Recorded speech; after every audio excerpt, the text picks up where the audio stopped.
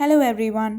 Victers channel +1 chemistry 11ാമത്തെ എപ്പിസോഡിൽ എന്തെല്ലാം കാര്യങ്ങളാണ് ഡിസ്കസ് ചെയ്തത്, അതുപോലെ തന്നെ നോട്ട്സും അസൈൻമെൻറ്റ്സും എന്തെല്ലാമാണ് എന്ന് നോക്കാനാണ് നമ്മൾ ഈ ഒരു വീഡിയോയിൽ വന്നിട്ടുള്ളത്. നമ്മൾ രണ്ടാമത്തെ ചാപ്റ്ററായ സ്ട്രക്ചർ ഓഫ് ആറ്റം ആണ് ഡിസ്കസ് ചെയ്തുകൊണ്ടിരിക്കുന്നത്.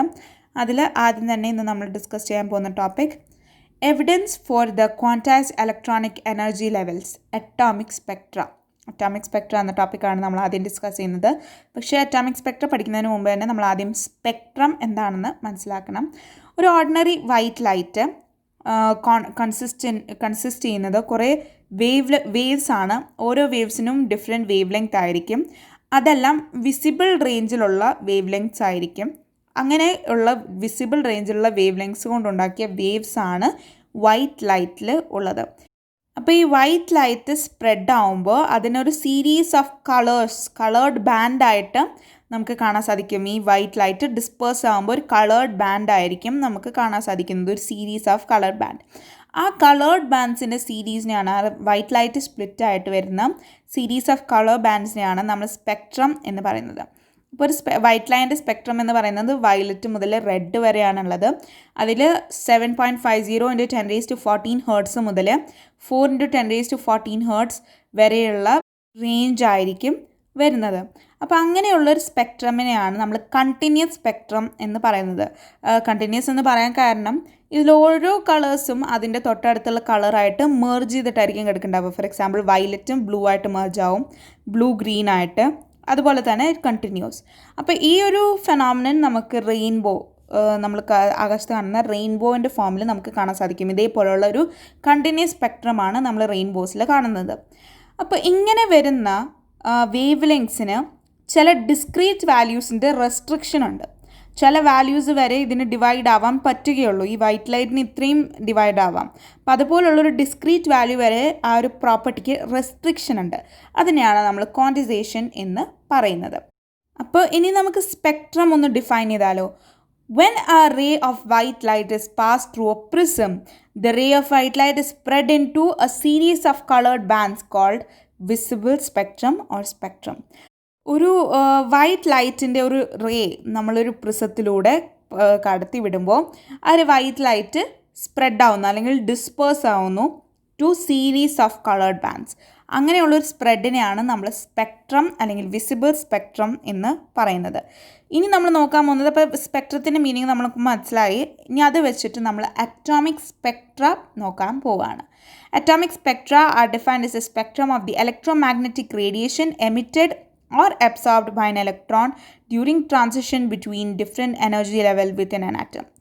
ഒരു ആറ്റമിൽ എനർജി ലെവൽ ഡിഫറൻസസ് വരുമ്പോൾ ആ ഒരു ആറ്റം ഇലക്ട്രോ മാഗ്നറ്റിക് റേഡിയേഷൻ ഒന്നെങ്കിൽ എമിറ്റ് ചെയ്യും. ആ ഒരു ഇലക്ട്രോൺ, അതിനകത്തുള്ള ആ ഒരു ആറ്റമിലുള്ള ഇലക്ട്രോൺ ഒന്നെങ്കിൽ ഇലക്ട്രോ മാഗ്നറ്റിക് റേഡിയേഷൻ എമിറ്റ് ചെയ്യും അല്ലെങ്കിൽ അബ്സോർബ് ചെയ്യും. ആ ഒരു എമിറ്റിംഗ് അല്ലെങ്കിൽ അബ്സോർബിങ് സംഭവിക്കുമ്പോൾ ഒരു സ്പെക്ട്രം വരുന്നതായിട്ട് നമുക്ക് കാണാൻ സാധിക്കും. ആ സ്പെക്ട്രത്തെയാണ് നമ്മൾ അറ്റോമിക് സ്പെക്ട്ര എന്ന് പറയുന്നത്. When an electron gets excited from one energy level to another, it either emits or absorbs light of a specific wavelength. ഒരു ഇലക്ട്രോണിൻ്റെ എനർജി ലെവൽ മാറുമ്പോൾ അതൊന്നെങ്കിൽ ലൈറ്റ്, ഒരു സ്പെസിഫിക് വേവ് ലെങ്ത്തിൻ്റെ ലൈറ്റ് ഒന്നെങ്കിൽ എമിറ്റ് ചെയ്യും അല്ലെങ്കിൽ അബ്സോർബ് ചെയ്യും. ഈ ലൈറ്റിൻ്റെ വേവ് ലെങ്ത്ത് അത് ഡിസൈഡ് ചെയ്യുന്നത് പ്രഷർ, ടെമ്പറേച്ചർ, അതുപോലുള്ള കുറേ ഫാക്ടേഴ്സ് വെച്ചിട്ടാണ്. ആൻഡ് ഇങ്ങനെ വരുന്ന ഒരു സ്പെക്ട്രത്തിന് നമുക്ക് 3 രീതിയിൽ ഡിവൈഡ് ചെയ്യാൻ സാധിക്കും. Emission Spectra, absorption Spectra, continuous Spectra. 3 രീതിയിൽ നമുക്ക് ഡിവൈഡ് ചെയ്യാൻ സാധിക്കും. അപ്പോൾ ഇതിൽ കണ്ടിന്യൂസ് സ്പെക്ട്ര നമ്മൾ നേരത്തെ തന്നെ കണ്ടു. ഒരു റെയിൻബോ ഒക്കെ പോലെ ഒരു കളറിൽ നിന്ന് മറ്റൊരു കളറിലേക്ക് മേർജ് ആയിട്ട് പോകുന്നതിനെയാണ് നമ്മൾ കണ്ടിന്യൂസ് സ്പെക്ട്ര എന്ന് പറയുന്നത്. ഇനി നമ്മൾ നോക്കാൻ പോകുന്നത് emission സ്പെക്ട്രയാണ്. A spectrum of radiation emitted by a substance that has absorbed energy is called emission spectrum. Atoms, molecules or ions that have absorbed radiation are said to be excited. Emission spectra എന്ന് പറഞ്ഞു കഴിഞ്ഞാൽ ഒരു substance energy absorb ചെയ്യുമ്പോഴായിരിക്കും emission spectra വരുന്നത്. അപ്പോൾ നിങ്ങൾക്കിവിടെ emission Spectra ഞാനിവിടെ കാണിച്ചു തന്നിട്ടുണ്ട്. ഓഫ് സോഡിയമാണ്. സോഡിയം എന്ന എലമെൻറ്റിൻ്റെ എമിഷൻ സ്പെക്ട്രമാണ് നമുക്കിവിടെ കാണാൻ സാധിക്കുന്നത്. അപ്പോൾ അതിൽ നമുക്ക് കാണാൻ സാധിക്കും most of the area blank ആണ്. ആകെ ഒരു ചെറിയ 2 ഏരിയാസിൽ മാത്രമേ നമുക്ക് വിസിബിൾ ആയിട്ടുള്ള പാർട്ടുള്ളൂ, ഒരു ചെറിയ ഏരിയയിൽ മാത്രം. ഇനി അബ്സോർപ്ഷൻ സ്പെക്ട്രം നോക്കുകയാണെങ്കിൽ a continuum of radiation which is passed through a sample which absorbs radiation of certain wavelength. അപ്പോൾ ഒരു continuum എന്ന് പറഞ്ഞു കഴിഞ്ഞാൽ ഒരു റേഞ്ച് അല്ലെങ്കിൽ ഒരു ബാൻഡ് ഓഫ് റേഡിയേഷൻ ആണ്. ആ ഒരു റേഡിയേഷൻ വരുന്നത് through a sample which absorbs radiation of certain wavelength. ഒരു സാമ്പിൾ അല്ലെങ്കിൽ ഒരു സബ്സ്റ്റൻസ് സർട്ടൻ വേവ് ലെങ്ത്തിലുള്ള റേഡിയേഷൻ അബ്സോർബ് ചെയ്യുമ്പോഴായിരിക്കും ഈ ഒരു ബാൻഡ് ഓഫ് റേഡിയേഷൻ നമുക്ക് കാണാൻ സാധിക്കുക. The missing wavelength which corresponds to the radiation absorbed by the matter leave dark space in the bright continuous spectrum. അപ്പോൾ നമുക്കിവിടെ ഒരു കണ്ടിന്യൂസ് സ്പെക്ട്രം കാണാം, പക്ഷെ അതിനകത്തൊരു 2 ബ്ലാങ്ക് സ്പേസ് നമുക്ക് കാണാൻ സാധിക്കും. ആ ബ്ലാങ്ക് സ്പേസ് എന്ന് പറയുന്നത് ആ ഒരു സാമ്പിൾ അല്ലെങ്കിൽ ആ ഒരു സബ്സ്റ്റൻസ് അബ്സോർബ് ചെയ്തെടുത്ത് വേവ് ലെങ്ത്തുകളാണ് അവിടെ ബ്ലാങ്ക് ആയിട്ട് കിടക്കുന്നത്. ബാക്കിയെല്ലാം നമുക്കവിടെ വിസിബിളായിട്ട് കാണാം. അവിടെ ആ ഒരു സബ്സ്റ്റൻസ് അബ്സോർബ് ചെയ്ത സാമ്പിളിൻ്റെ വേവ് ലെങ്ത്ത് അത് നമുക്കവിടെ ബ്ലാങ്ക് ആയിട്ടായിരിക്കും കാണാൻ സാധിക്കുന്നത്. അപ്പോൾ അതിൻ്റെ തന്നെ ഒരു പിക്ചറൈസേഷൻ ആണിത്. ഒരു കണ്ടിന്യൂസ് സ്പെക്ട്രം എന്ന് പറയുന്നത് ലൈറ്റ് പ്രിസത്തിലൂടെ കടത്തിയിടുമ്പോൾ നമുക്കൊരു കണ്ടിന്യൂസ് സ്പെക്ട്രം അല്ലെങ്കിൽ ഒരു continuous merging of different colours നമുക്ക് കാണാൻ സാധിക്കും. ഇനിയിപ്പോൾ നമ്മൾ എമിഷൻ സ്പെക്ട്രമിൽ ഒരു ഹോട്ട് ഡൈല്യൂട്ട് ഗ്യാസ് യൂസ് ചെയ്യുകയാണ്. അപ്പോൾ ഹോട്ട് ഡൈല്യൂട്ട് ഗ്യാസ് എന്ന് പറഞ്ഞാൽ അതിന് കുറച്ച് സ്പെസിഫിക് ക്യാരക്ടേഴ്സൊക്കെ ഉണ്ടാവും. അപ്പോൾ അത് പ്രിസത്തിലൂടെ കടത്തി വിടുമ്പോൾ എമിഷൻ സ്പെക്ട്രത്തിൽ most of the areas blank ആയിരിക്കും, ചില ഏരിയാസ് മാത്രം നമുക്ക് വിസിബിളായിട്ട് കാണാൻ സാധിക്കും. ഇനിയിപ്പോൾ നമ്മൾ ലൈറ്റ് ഒരു കൂൾ ഗ്യാസിലൂടെ കടത്തി വിടുമ്പോൾ, പ്രിസത്തിലൂടെ കടത്തി വിടുമ്പോൾ through the cool gas will find that absorption spectrum is found. And അതിൽ ഈ ഒരു കൂൾ ഗ്യാസ് പല വേവ് ലെങ്ത്തിലുള്ള സ്പെക്ട്രം അബ്സോർബ് ചെയ്തത് കാരണം ആ ഒരു ഏരിയ മാത്രം കുറച്ച് ബ്ലാങ്ക് ആയിട്ട് കിടക്കുന്നു, ബാക്കിയെല്ലാം നമുക്ക് വിസിബിളാണ്. ഇപ്പോൾ നിങ്ങൾ നോക്കിക്കഴിഞ്ഞാൽ എമിഷൻ സ്പെക്ട്രം എന്താണോ അതിന് നേരെ ഓപ്പോസിറ്റ് ആയിട്ടാണ് അബ്സോർപ്ഷൻ സ്പെക്ട്രം വരുന്നത്. ഇപ്പോൾ ഒരു സ്ഥലത്ത് കളേർഡ് ആണെങ്കിൽ എമിഷൻ സ്പെക്ട്രത്തിൽ ഒരു ഏരിയ കളേർഡ് ആണെങ്കിൽ ആ മറ്റ് അബ്സോർപ്ഷൻ സ്പെക്ട്രമിൽ അതേ ഏരിയ ബ്ലാങ്ക് ആയിരിക്കും. അതേപോലെ നിങ്ങൾ നോക്കിക്കഴിഞ്ഞാൽ നേരെ ഓപ്പോസിറ്റ് ആയിട്ടുള്ള ഫീച്ചേഴ്സ് ആയിരിക്കും നമുക്ക് കാണാൻ സാധിക്കുന്നത്. അപ്പോൾ ചില elements like rubidium, caesium, thallium, indium, gallium, scandium ഇതുപോലുള്ള ചില എലമെൻറ്റ്സ് സ്പെക്ട്രോസ്കോപ്പിക് മെത്തേഡ്സിലൂടെയാണ് നമ്മൾ ഡിസ്കവർ ചെയ്തിട്ടുള്ളത്. അതിൻ്റെ മിനറൽസിൻ്റെ സ്പെക്ട്രോസ്കോപ്പിക് മെത്തേഡ്സിലൂടെ നമ്മൾ അനലൈസ് ചെയ്തിട്ടാണ് നമ്മൾ ഇതുപോലുള്ള rubidium, caesium, thallium, indium, gallium, scandium പോലുള്ള എലമെൻറ്റ്സ് നമ്മൾ ഡിസ്കവർ ചെയ്തിട്ടുള്ളത്. ഇതിൽ തന്നെ ഹീലിയം എന്ന് പറഞ്ഞിട്ടുള്ള എലമെൻറ്റ് നമ്മൾ സണ്ണിലുള്ള discovered in the sun by spectroscopic method. Spectroscopic വെച്ചിട്ട് തന്നെ സണ്ണിൻ്റെ പ്രസൻസിലാണ് നമ്മൾ ഹീലിയം ഡിസ്കവർ ചെയ്തിട്ടുള്ളത്. അപ്പോൾ ഇനി നമ്മൾ അടുത്ത ടോപ്പിക്കിലേക്ക് നീങ്ങുകയാണ്. Line spectrum of hydrogen. വളരെ ഇമ്പോർട്ടൻ്റ് ആയിട്ടുള്ള ഒരു ടോപ്പിക്കാണിത്.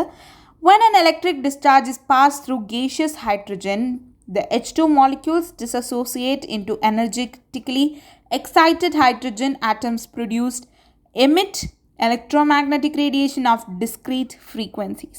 The hydrogen spectrum consists of several series of lines named after their discoverers.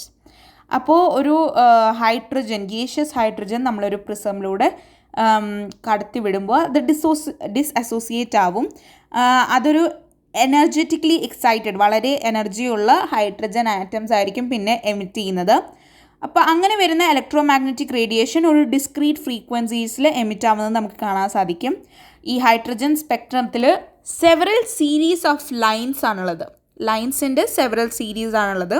അപ്പോൾ ഈ several series of line name ചെയ്തിരിക്കുന്നത് അത് അത് ഡിസ്കവർ ചെയ്ത സയൻറ്റിസ്റ്റിൻ്റെ പേര് വെച്ചിട്ടാണ് ഇതിനെല്ലാം നമ്മൾ ഡിസ്ക്രൈബ് ചെയ്യുന്നത്. അപ്പോൾ ആദ്യത്തെ ആദ്യത്തെ സീരീസ് ഓഫ് ലൈൻസിനെ നമ്മൾ ലെയ്മാൻ എന്നാണ് പറയാം. സെക്കൻഡ് ഇസ് ബാമർ, മൂന്നാമത്തെ പാഷൻ, നാലാമത്തെ ബ്രാക്കറ്റ്, അഞ്ചാമത്തെ ഫൺ. അങ്ങനെ 5 സയൻറ്റിസ്റ്റാണ് ഹൈഡ്രജൻ്റെ ഡിസ്പേർഷൻ സംഭവിക്കുമ്പോൾ അതിൻ്റെ എന്തെല്ലാം several series of line discover ചെയ്തിട്ടുള്ളത്. അപ്പോൾ ഇതിൽ തന്നെ ഏറ്റവും ഇമ്പോർട്ടൻ്റ് എന്ന് പറയുന്നത് ബാമറാണ്. കാരണം അത് മാത്രമാണ് നമുക്ക് കാണാൻ പറ്റുന്ന ഒരു വിസിബിൾ റേഞ്ചിലുള്ള ലൈൻസ് എന്ന് പറയുന്നത് ബാമർ സീരീസാണ്. അതിന് നമുക്കൊരു ഫോർമുല വെച്ചിട്ട് അതിൻ്റെ വിസിബിൾ ലൈൻസിൻ്റെ ഹൈഡ്രജൻ സ്പെക്ട്രം ഒബേ ചെയ്യുന്ന ഫോർമുല എന്ന് പറയുന്നത് ഈ ഒരു ഫോർമുലയാണ്. Nu dash is equal to 1096/77 into 1/2 square minus 1/n square centimetre raise to -1. ഇവിടെ n എന്ന് പറയുന്നത് ഒരു ഇൻറ്റീജറാണ്. 3ന് ഈക്വലോ 3യോ അല്ലെങ്കിൽ 3നേക്കാൾ വലുതോ ആയിട്ടുള്ള നമ്പേഴ്സ് ആയിരിക്കും എന്നിൻ്റെ സ്ഥാനത്ത് വരുന്നത്. സോ ഈ ഒരു സീരീസ് ഓഫ് ലൈൻ, ഈ ഒരു ഫോർമുല വെച്ചിട്ട് നമ്മൾ ഏത് സീരീസ് ഓഫ് ലൈനാണോ ഡിസ്ക്രൈബ് ചെയ്യുന്നത് ആ ഒരു സീരീസ് ഓഫ് ലൈനെയാണ് നമ്മൾ ബാമർ സീരീസ് എന്ന് പറയുന്നത്. The Balmer series of lines are only lines in which hydrogen spectrum which appear the visible region of electromagnetic spectrum. Electromagnetic spectrത്തിൽ നമുക്ക് വിസിബിൾ ആയിട്ടുള്ള ഒരേ ഒരു റീജിയൻ ബാമർ സീരീസിലുള്ള റീജിയൻ ആണ്. All series of line in the hydrogen spectrum could be described by the following expression. ഇപ്പോൾ ഈ ഒരു expression വെച്ചിട്ടാണ് നമ്മൾ all series of line, hydrogen സ്പെക്ട്രമിലുള്ള all series of line describe ചെയ്യുന്നത്. ഇവിടെ N1 എന്ന് പറയുന്നത് 1, 2 അതുപോലെ പോകും. ആൻഡ് N2 നമുക്ക് N1 + 1, N1 + 2, അതായത് നമുക്കറിയാം സീരീസ് ഓഫ് ലൈനാണ്. അപ്പോൾ ബാമർ സീരീസ് എന്ന് പറയുന്നത് സെക്കൻഡ് സീരീസ് ആണ് നമുക്കറിയാം. അപ്പോൾ N1 എന്ന് പറയുന്നത് 2 ആണ്. എത്രയാണോ സീരീസിൻ്റെ നമ്പർ അനുസരിച്ചിട്ടാണ് നമ്മൾ N1 ഡിസൈഡ് ചെയ്യുന്നത്. അപ്പോൾ നമ്മളിപ്പോൾ ലേമാൻ സീരീസ് ആണെങ്കിൽ 1 വരും, ബാമർ ആണെങ്കിൽ 2 വരും, പാഷൻ ആണെങ്കിൽ 3, ബ്രാക്കറ്റ് ആണെങ്കിൽ 4, ഫണ്ട് ആണെങ്കിൽ 5. ഇതായിരിക്കും N1ൻ്റെ വാല്യൂസ്. നമ്മൾ സീരീസിൻ്റെ നമ്പർ അനുസരിച്ചായിരിക്കും നോക്കുന്നത്. ഇനിയിപ്പോൾ N2 എന്ന് പറയുന്നത് ലൈൻ നമ്പർ അനുസരിച്ചിട്ടാണ്. ഇപ്പോൾ ലേമാൻ സീരീസിലെ ആദ്യത്തെ ലൈനാണ് ഞാൻ എടുക്കുന്നത് എന്ന് വിചാരിക്കുക. അപ്പോൾ N1 1 തന്നെയാണ്. ആദ്യത്തെ ലൈനാണ് ഞാൻ ചൂസ് ചെയ്തത്. So N1 + 1. അപ്പോൾ നമുക്ക് 1 + 1 2 ആയിരിക്കും N2ൻ്റെ വാല്യൂ കിട്ടുന്നത്. ഇനിയിപ്പോൾ ഞാൻ ചൂസ് ചെയ്യുന്നത് N1ലെ തന്നെ ലേമാൻ സീരീസിലെ തന്നെ രണ്ടാമത്തെ ലൈനാണ് ഞാൻ ചൂസ് ചെയ്യുന്നത്. അപ്പോൾ 1 + 2 3 ആയിരിക്കും N2ൻ്റെ വാല്യൂ വരുന്നത്. അപ്പോൾ നിങ്ങൾക്ക് N1 N2 വാല്യൂസ് മനസ്സിലായെന്ന് വിചാരിക്കുന്നു. ഇതിൽ നമ്മൾ യൂസ് ചെയ്യുന്ന 1096/77 സെൻറ്റിമീറ്റർ റേസ് ടു -1 എന്ന് പറയുന്ന ആ ഒരു വാല്യൂ റിഡ്ബർഗ് കോൺസ്റ്റൻ്റ് ആണ്. ഹൈഡ്രജന് വേണ്ടിയിട്ടുള്ള റിഡ്ബർഗ് കോൺസ്റ്റൻ്റ് ആണ് 1096/77 സെൻറ്റിമീറ്റർ റേസ് ടു -1 എന്ന് പറയുന്നത്. അപ്പോൾ ഞാൻ ഇപ്പോൾ പറഞ്ഞ കാര്യങ്ങൾ തന്നെ നമുക്കൊരു ടേബിളിൽ നോക്കാം. അപ്പോൾ ലേമാൻ സീരീസിൽ N1 എന്ന് പറയുന്നത് 1 ആണ്. N2 1 + 1 അല്ലെങ്കിൽ 1 + 2 എന്ന രീതിയിൽ 2, 3 എക്സെട്ര ആയിരിക്കും വരുന്നത്. ഇതിൻ്റെ സ്പെക്ട്രൽ റീജിയൻ അൾട്രാ വയലറ്റ് ആണ് സ്പെക്ട്രൽ റീജിയൻ ആയിട്ട് വരുന്നത്. ഇനി ബാമർ N1 2 ആയിരിക്കും. സോ N2 2 + 1 2 + 2 അങ്ങനെ 3, 4 continues it will go. Visible സ്പെക്ട്രാണ്, നമുക്ക് കാണാൻ സാധിക്കുന്ന ഒരേ ഒരു റീജിയൻ ബാമറാണ്. ഇതിൽ അടുത്തതായിട്ട് വരുന്നത് പാസ്റ്റൻ ആണ് 3. N1 is 3, N2 3 + 1 3 + 2 4, 5 continue. ഇത് ഇൻഫ്രാറെഡ് സ്പെക്ട്രൽ റീജിയൻ ആണ്. ബ്രാക്കറ്റ് 4 ആയിരിക്കും N1. N2 എന്ന് പറയുന്നത് 5, 6 എക്സെട്ര അഗൈൻ ഇൻഫ്രാറെഡ് ആണ്. ഫണ്ടിന് 5, N1 5 ആയിരിക്കും വരുന്നത്. N2 5 + 1 5 + 2 6, 7 എക്സെട്ര ഇൻഫ്രാറെഡ് ആയിരിക്കും അതിൻ്റെയും സ്പെക്ട്രൽ റീജിയൻ. അപ്പോൾ നിങ്ങൾക്ക് ഈ N1 N2 എങ്ങനെയാണ് നോക്കേണ്ടത് എന്ന് മനസ്സിലായെന്ന് വിചാരിക്കുന്നു. ഇനി നമ്മൾ ഇതിനോട് റിലേറ്റഡ് ആയിട്ടുള്ളൊരു എക്സാമ്പിൾ നോക്കാൻ പോവാണ്. Calculate the wave number and wavelength of the first line of the Balmer series of hydrogen spectrum. Hydrogen സ്പെക്ട്രമിലെ ബാമർ സീരീസ്, അതായത് നമ്മുടെ രണ്ടാമത്തെ സീരീസിലെ ആദ്യത്തെ ലൈനിൻ്റെ വേവ് നമ്പറും വേവ് ലെങ്ത്തും നമ്മൾ കാൽക്കുലേറ്റ് ചെയ്യണം. അപ്പോൾ വേവ് നമ്പർ കാൽക്കുലേറ്റ് ചെയ്യാനുള്ള വഴിയാണ് നമ്മൾ നേരത്തെ ഈ ഒരു ഫോർമുലയിലൂടെ നോക്കിയത്. That is 1096/77 into 1/n1 square minus 1/n2 square whole centimetre raise to -1. അപ്പോൾ ഈ ഒരു ഫോർമുലയിൽ നമ്മൾ N1 ആയിട്ടിരിക്കുന്നത് ബാമർ സീരീസ് ആയതുകൊണ്ട് തന്നെ 2 ആണ്. So 2 square. ആൻഡ് ഇവിടെ പറയുന്നത് first line of Balmer series ആണ്, അതായത് 2 + 1 ആയിരിക്കും അപ്പോൾ വരുന്നത്, അതായത് 3 സ്ക്വയർ. അപ്പോൾ നമ്മൾ കാൽക്കുലേറ്റ് ചെയ്യുമ്പോൾ will get 1096/77 into 5/36 centimetre raise to -1. അപ്പോൾ നമ്മൾ കാൽക്കുലേറ്റ് ചെയ്യുമ്പോൾ will get 15,232.9 centimetre raise to -1. ഇതാണ് നമ്മുടെ wave number, 15,232.9 centimetre raise to -1. ഇനി നമ്മൾ വേവ് ലെങ്ത് കണ്ടുപിടിക്കാൻ വേവ് ലെങ്ത്തിൻ്റെ ഫോർമുല നമുക്കറിയാം. Lambda = 1/nu' which is equal to 1 നമ്മൾക്ക് nu' ഇവിടെ കണ്ടുപിടിച്ച് നമ്മൾ 15,232.9 centimetre raise to -1. So calculate ചെയ്യുമ്പോൾ നമുക്ക് ലഭിക്കുന്നത് 6.565 ഇൻറ്റു 10 റേസ് ടു -5 സെൻറ്റിമീറ്റർ എന്നായിരിക്കും, which is equal to 656.5 nanometre. അപ്പോൾ നിങ്ങൾക്ക് ഈ ഒരു ക്വസ്റ്റ്യൻ മനസ്സിലായെന്ന് വിചാരിക്കുന്നു. അപ്പോൾ ഇത്രയും കാര്യങ്ങളാണ് നമ്മൾ ആ ഒരു ക്ലാസ്സിൽ ഡിസ്കസ് ചെയ്തത്. ഇനി നമ്മൾ അസൈൻമെൻറ്റിലേക്ക് കടക്കുകയാണ്. നമ്മളിപ്പോൾ ചെയ്ത എക്സാമ്പിളിനോട് വളരെയധികം സിമിലാരിറ്റി ഉള്ള ഒരു ക്വസ്റ്റ്യൻ ആണ് നമുക്ക് അസൈൻമെൻറ്റ്. ബാമർ സീരീസിലെ ഹൈഡ്രജൻ സ്പെക്ട്രലിലെ ബാമർ സീരീസിൻ്റെ സെക്കൻഡ് ലൈൻ, നമ്മൾ നേരത്തെ ഫസ്റ്റ് ലൈനാണ് കണ്ടുപിടിച്ചത്, ഇവിടെ നമ്മൾ സെക്കൻഡ് ലൈനിൻ്റെ വേവ് ലെങ്ത്തും വേവ് നമ്പറും കണ്ടുപിടിക്കണം. സോ വേവ് നമ്പർ നമ്മൾ ഒരു ഫോർമുല യൂസ് ചെയ്യാണ്. 1096.77 into 1 by n1 square minus 1 by n2 square centimeter raised to -1. അപ്പോൾ നമുക്കറിയാം ബാമർ സീരീസ് 2 ആയിരിക്കും n1. n2 എന്ന് പറയുന്നത് ഇവിടെ സെക്കൻഡ് ലൈൻ ആയതുകൊണ്ട് തന്നെ 2 + 2 4 ആയിരിക്കും വരുന്നത്. So 1096.77 into 1 by 2 square minus 1 by 4 square centimeter raised to -1. So 1096.77 3 by 16 centimeter raised to -1 ആയിരിക്കും വരുന്നത്. So after calculation will get 20,564.4 centimeter raised to -1. അപ്പോൾ നമുക്ക് വേവ് നമ്പർ ന്യൂ ഡാഷ് എന്ന് പറയുന്നത് കിട്ടുന്ന വാല്യൂ 20,564.4 centimeter raised to -1 ആയിരിക്കും. ഇനി ഇത് വെച്ചിട്ട് നമുക്ക് വേവ് ലെങ്ത് കണ്ടുപിടിക്കാം. Lambda is equal to 1 by nu dash which is equal to 1 by നമ്മളിവിടെ ന്യൂ ഡാഷ് കണ്ടുപിടിച്ചിരുന്നു 20,564.4 centimeter raised to -1. അപ്പോൾ നമ്മൾ കാൽക്കുലേറ്റ് ചെയ്യുമ്പോൾ will get 4.863 into 10 raised to -5 centimeter. And നമ്മളത് കാൽക്കുലേറ്റ് ചെയ്യുമ്പോൾ വിൽ ഗെറ്റ് 486.3 നാനോമീറ്റർ. അതായിരിക്കും വേവ് ലെങ്ത് നമുക്ക് ലഭിക്കുന്നത്.